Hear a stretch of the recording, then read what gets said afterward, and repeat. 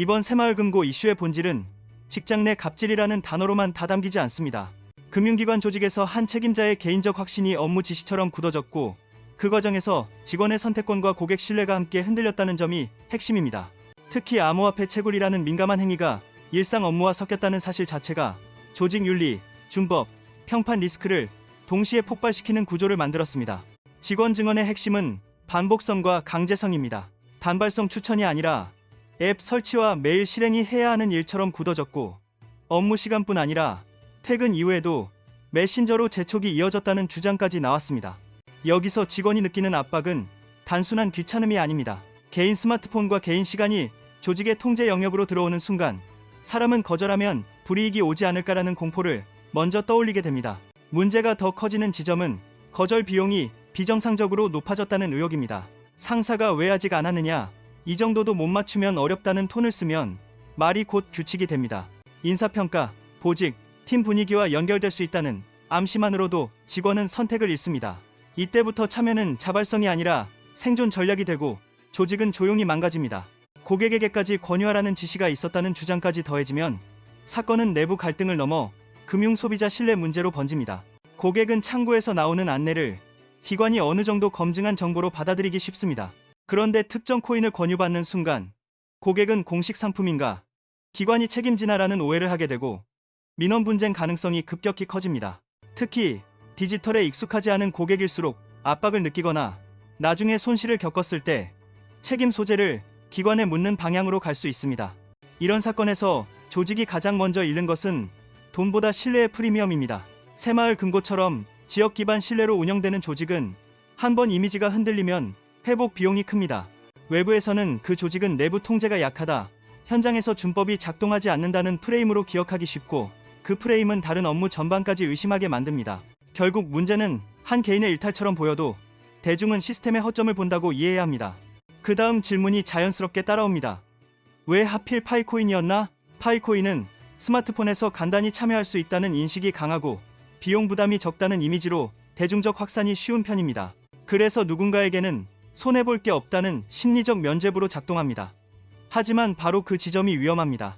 손해 없음이라는 믿음은 검증을 느슨하게 만들고 기대를 과장하게 만들며 나아가 타인을 쉽게 끌어들이는 명분이 됩니다.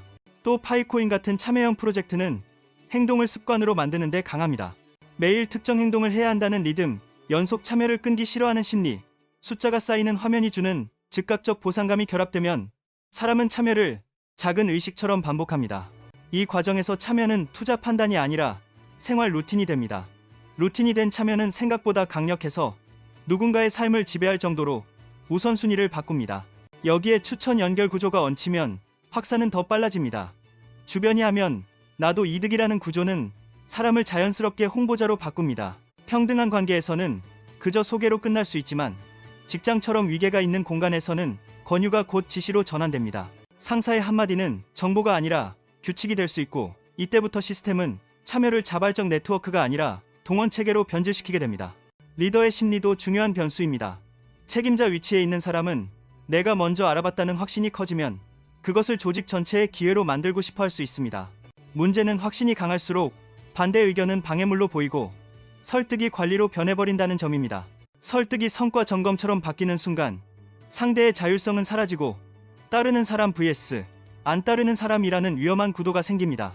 특히 금융기관에서는 개인의 투자 신념과 조직의 공적 역할이 섞이면 즉시 경고등이 켜져야 합니다. 업무 지시의 정당성, 이해상충 가능성, 고객 권유의 적정성, 개인정보 보안 리스크, 내부 통제 라인의 작동 여부까지 한꺼번에 걸립니다. 더 현실적인 문제도 있습니다.